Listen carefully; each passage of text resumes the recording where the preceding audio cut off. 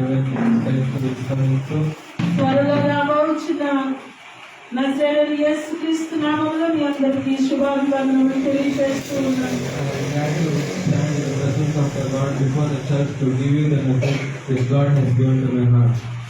ఈ యొక్క సమయంలో మీ ముందు నిలవబడ్డానికి దేవుడు నాకు ఇచ్చిన ఈ మహాకృపను బట్టి దేవునికి స్తోత్రాలు చెల్లిస్తూ ఉన్నాను. అదేవిధంగా దేవుని వాక్యాన్ని మీతో పంచుకోవడానికి నేను ఆశపడుతూ ఉన్నాను.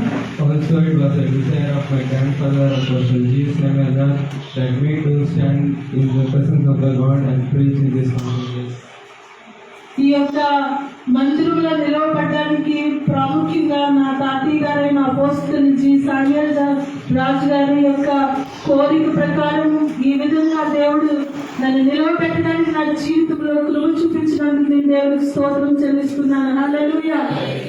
His desire to translate my message was not fulfilled, but God is helping me to carry on the ministry. ఆయన యొక్క సందేశాన్ని తర్జుమా చేయాలనేది ఆయన కోరిక. అయితే నేను ఆ కార్యాన్ని చేయలేకపోయాను.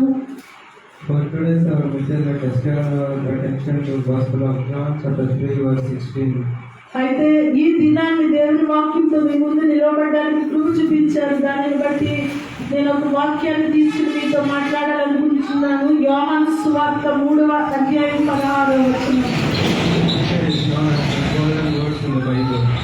ఈ యొక్క మాటల్ని గమనించినట్లయితే పరిశుద్ధ గ్రంథంలో ఎటువంటి మాటలు అంటే బంగారపు మాటలుగా మనం చూడవచ్చు. It is also known as the content of the whole Bible. అది మాత్రమే కాదండి, ఈ పరిశుద్ధ గ్రంథాన్ని మొత్తంలోనే ఒక ప్రాముఖ్యమైన మాటలుగా ఇవి వ్రాయబడి ఉన్నాయి. Let us read. చదువుకుందామండి.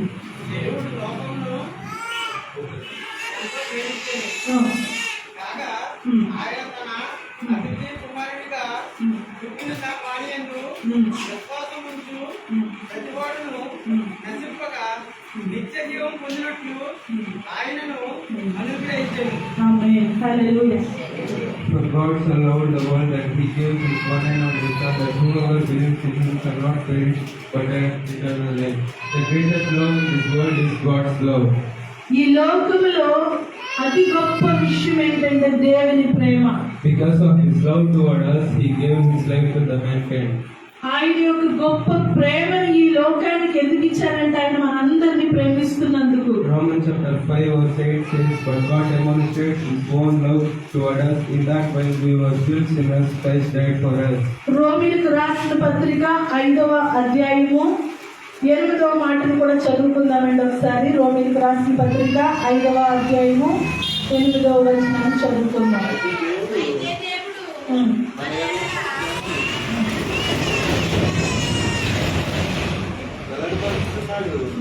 ఎట్లనగా మనం ఇద్దరు పాపలమై ఉండగానే క్రీస్తు మన కొరకు చనిపోయాను కాబట్టి చాలు. ఏలైనగా మనం ఇంకా బలహీనులమై ఉండగా క్రీస్తు యుక్త కాలంలో భక్తిహీనుల కొరకు చనిపోయాడు. Because of the death of Jesus, we got salvation from our punishment. ప్రభువైన యేసుక్రీస్తు వారి యొక్క మరణాన్ని బట్టి మన పాపముల నుండి మనకి విమోచన కలిగిందండి. We will have eternal life after our death.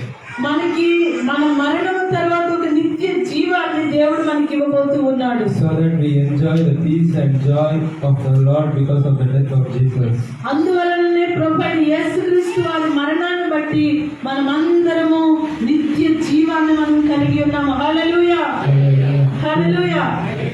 Today let me ask you that are you really understand the love of God? ఈ యొక్క సమయంలో ఒక ప్రశ్న మిమ్మల్ని అడుగుచూ ఉన్నాను. ఆ యొక్క ప్రభువైన యేసుక్రీస్తు వారి యొక్క ప్రేమను మీరు గుర్తెరిగి ఉన్నారా అని. Are you really understand the meaning of the death of Jesus? ఆయన యొక్క మరణంలో ఉన్న అర్థాన్ని మీరు గ్రహించి ఉన్నారా అని నేను అడుగుచూ ఉన్నాను. Are you sure about eternal life? మీరు ఆయన నుంచి నిత్య జీవము కొరకు నిరీక్షణ కలిగి ఉన్నారా? Yes, Jesus loves you and He gives His life for you. అవునండి, మనమందరము కలిగి ఉన్నాం. ఎందుకంటే ఆయన మన కొరకు తన ప్రాణాన్ని ఇచ్చాడు. హల్లెలూయా. Accept Him as your personal Savior and give us a child of God. కాబట్టి ఆయన బిడ్డలుగా మనమే సమర్పించుకుని దేవుని పిల్లలుగా మనం బ్రతుకుదాం. Because Jesus is coming very soon. ఎందుకంటే ప్రభువైన యేసుక్రీస్తు వారు అతి త్వరలో రాబోచు ఉన్నారు. So live as a child of God and follow His rules and be like a child of God. కాబట్టి మనమందరము దేవుని పిల్లలుగా సమర్పించుకుని ఆయనకి ఇష్టమైన బిడ్డలుగా జీవిస్తూ ఆయన ఇచ్చి నిత్య జీవాన్ని మనం పొందుకుందాం. So are you ready to go with Jesus? కాబట్టి ఎంతమంది మన ప్రభుత్వం కూడా వెళ్ళడానికి సిద్ధంగా ఉన్నారు? హల్లెలూయా, హల్లెలూయా. So may God bless you all with His short message.